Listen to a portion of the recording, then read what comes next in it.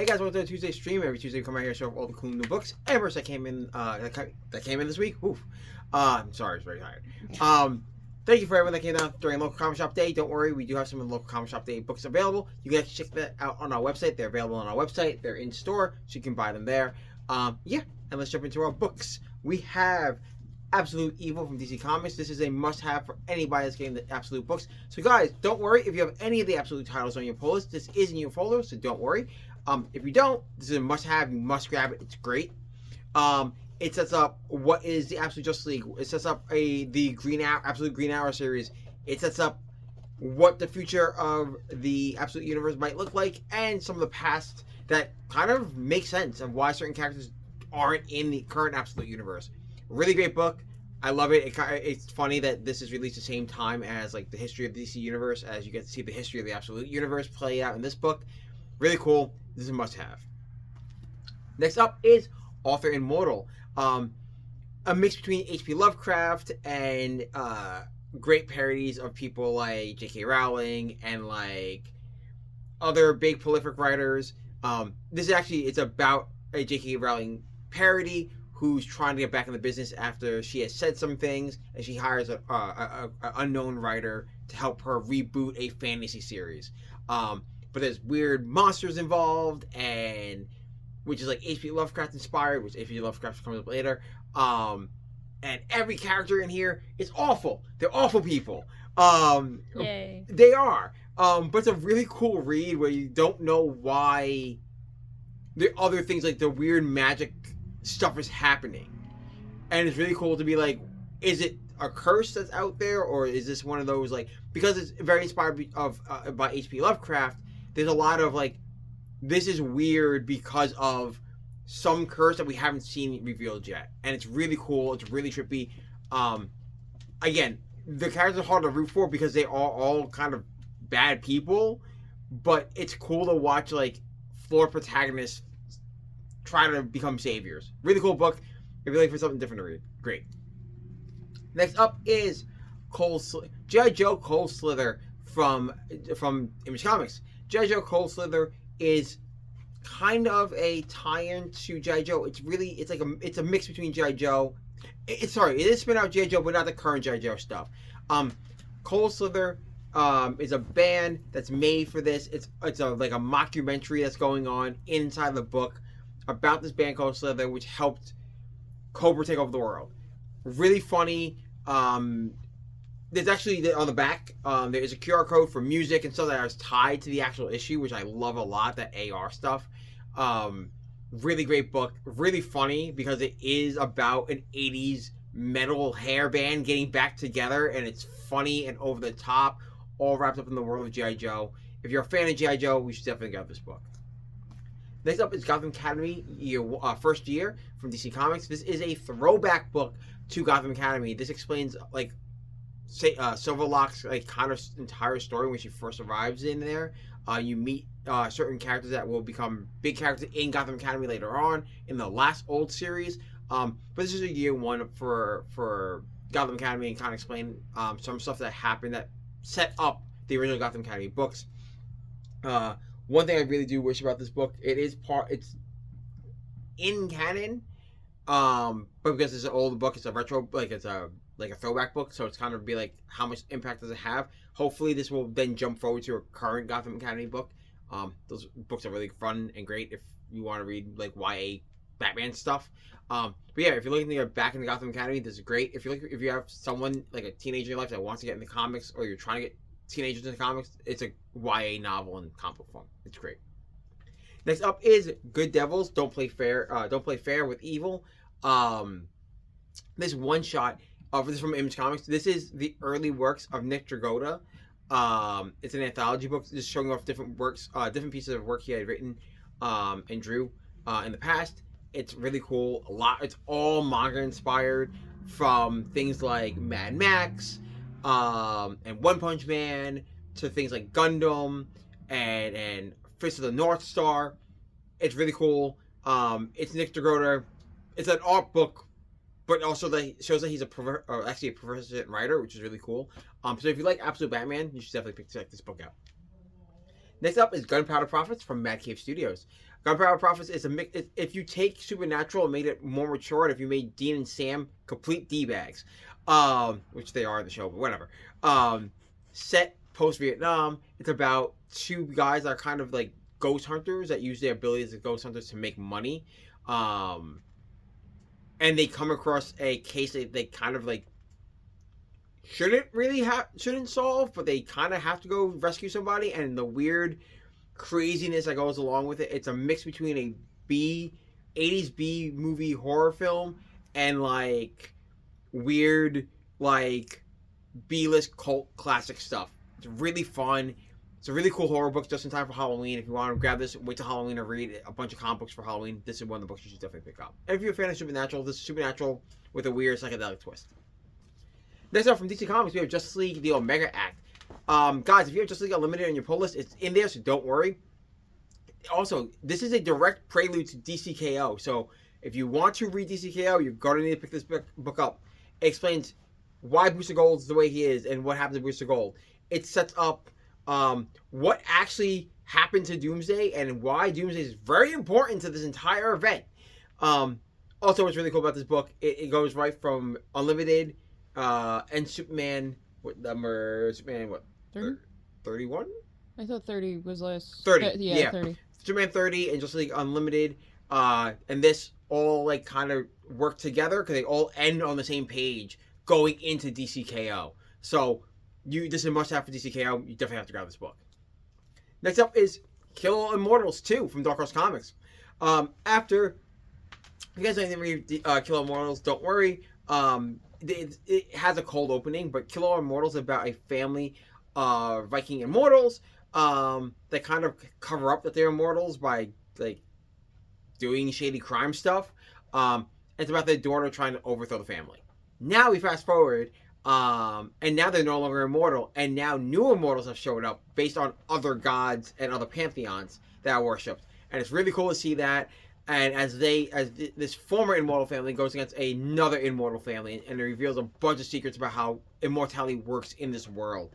Think Highlander, but with more gods. Really great, super action-packed. It's a high-speed chase from page 1 going forward.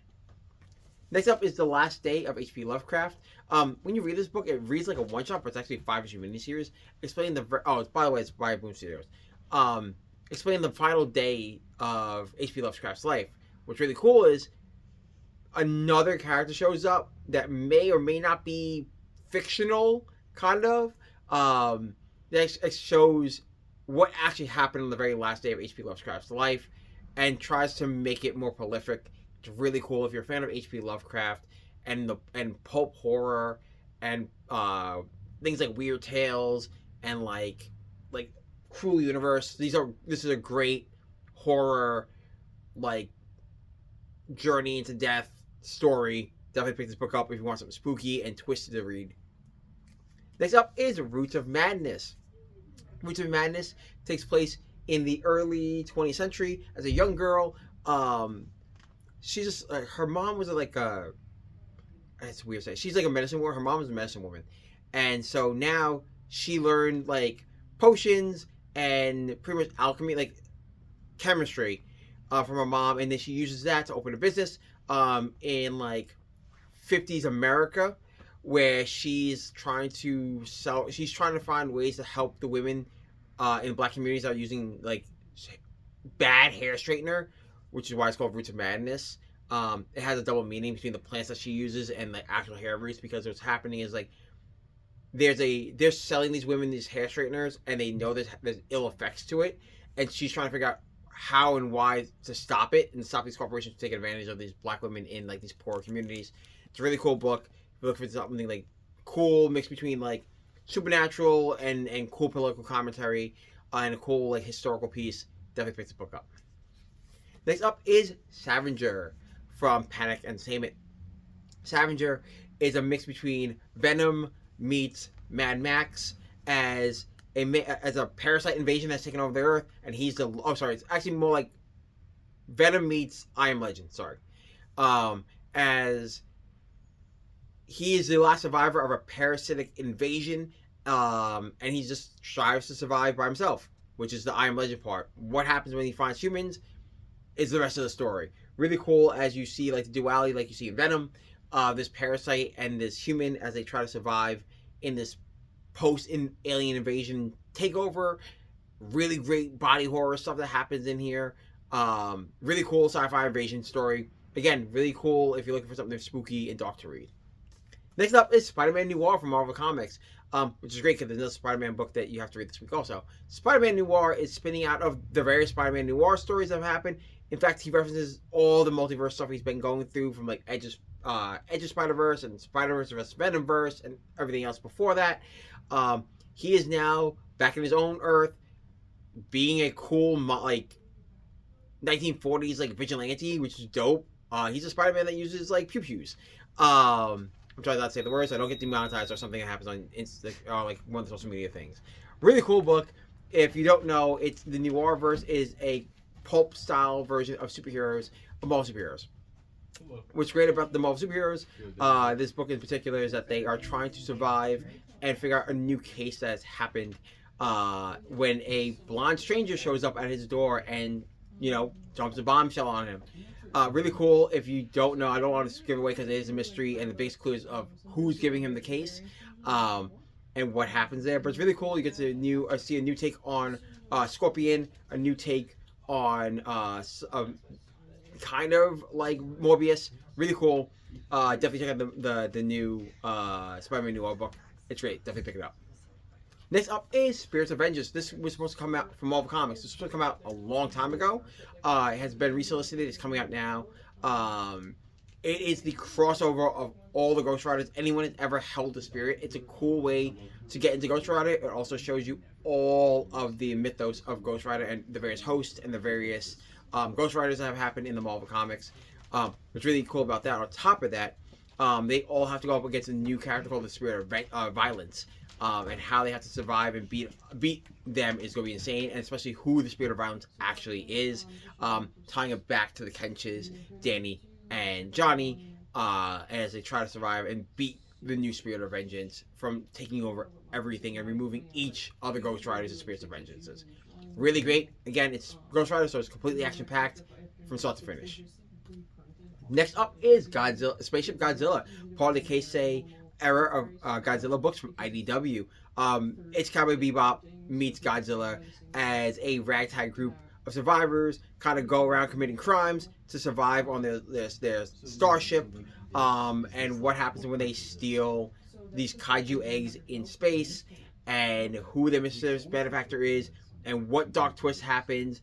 It's really cool. There's traitors in the mist, and like, it's Cowboy Bebop but meets Godzilla. And it's really cool. If you like cool retro 80s anime stuff, if you like things like Cowboy Bebop, if you like things like, if you've been reading the Keisei era stuff, it all ties in together. What these kaiju eggs are and what they mean means a lot to the mythos. Really great book. This is the more human story of the Keisei era stuff, so definitely grab this. Next up is Venom 250 from Marvel Comics. If you have all new Venom on your pull list, don't worry, it was pulled right for you. They are ending the title All New Venom and they're converting it right to Venom. This is the start of it using the legacy numbering. If you can tell by the cover, someone's coming back. And this is a great number one. If you haven't been reading All New Venom, you start here with this and you can go forward. It's a soft number one, really, as Mary Jane and Venom are back from their bonding trip and now starting off being, you know, partners, kind of, while there's a big something or other happening in space. If you can't tell by the cover, you know it's coming. And we are introduced to a very kind of new, old character with a new title. Really great. If you've been reading All New Venom, just continue on to it. It's pulled for you. If you haven't been, you can jump right into this. It's a brand new kind of number one for Venom. It's a must-have. Next up is White Tiger Reborn. This one-shot from Marvel Comics gives you a quick history of the character White Tiger. If you know from Daredevil Season 2, Daredevil Season 1 on Disney+, White Tiger was softly introduced in it. Here is the entire history of the character as his niece is now taking over for Hector as a White Tiger. She's been White Tiger for a while in the comic books. This is her step up. It's almost like a soft version of Black Panther with her. Really cool one-shot if you want to get to know White Tiger before the new season Daredevil comes out. Or if you just want a little bit more knowledge on various Marvel characters, this is a great one shot to pick up.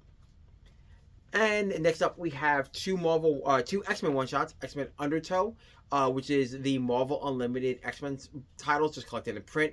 It has a story about Lifeguard, and then a story about Beak and Angel and their family, leading up between Krakoa and the current from the Ashes era, and X-Men Age of Revelation Overture, the one-shot that leads from all the other X books right into this, and then out into the new X books as the new Age of Revelation starts next month. If you have X-Men on your pull list, this is in your folder. This is a must-have, and so is this. If you want to complete your Krakoa collection, if you want to complete your From the Ashes collection, these are great setups. You definitely need this to understand and see kind of the setup for the new Age of Revelation. I love this book. Really cool takes on certain characters. It's great. And next up, we have Zatannic Panick from DC Comics. This is the Halloween anthology from DC Comics. As a John Constantine story, an ambush bug story, a demon story, a raven story, all set to spooky nonsense during October. Really cool. I like when they put these out because they're cool horror one-shots. If you're just a horror fan and want to read comic books, this is a great book to pick up. For our trades this week, we have Venom versus Predator versus Spider-Man, part of the Predator versus Marvel Universe line of comics. This collects the Spider-Man miniseries, which is a direct lead up into the Predator versus Marvel Universe story. It is hyper violent, hyper bloody. It is the Predator versus Spider-Man and Kraven the Hunter. This is a book, if you are a Spider-Man fan, that you must have in your collection that you didn't know. To see Peter against the wall against a massive alien hunter. Really cool, really dark. This is a must-have grab. Speaking of Spider-Man Noir, by the way, we have the prelude to all the Spider-Man Noir books. This has every Spider-Man Noir book up to date, so you can grab this and then read the new Spider-Man Noir #1 that started and go forward from there. So this is a great catch-up from the entire character and the history. Again, if you want this new one, grab this and you can read them in tandem. And finally, for our trades, we have Godzilla versus the Marvel Universe. This collects all the one-shots of Godzilla versus the Marvel Universe. They don't tie into the Godzilla Destroys Marvel Universe. This is a really cool book to have if you're a Godzilla fan, or if you're a fan of the Marvel Universe and the crossover stuff they do. It's a great book to grab.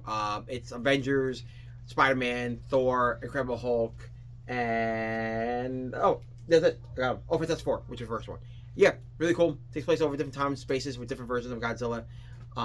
Really great book to have. And finally, for our merch, we have Amazing Spider-Man from Marvel Legends. This is Spider-Man's Amazing Fantasy suit, his first appearance suit.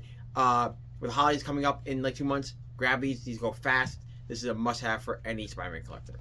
And guys, that's it. I know it's a long show. You can check us out on androidscomics.com. We're putting books on there at all times. Check us out on our social media at androids_comics.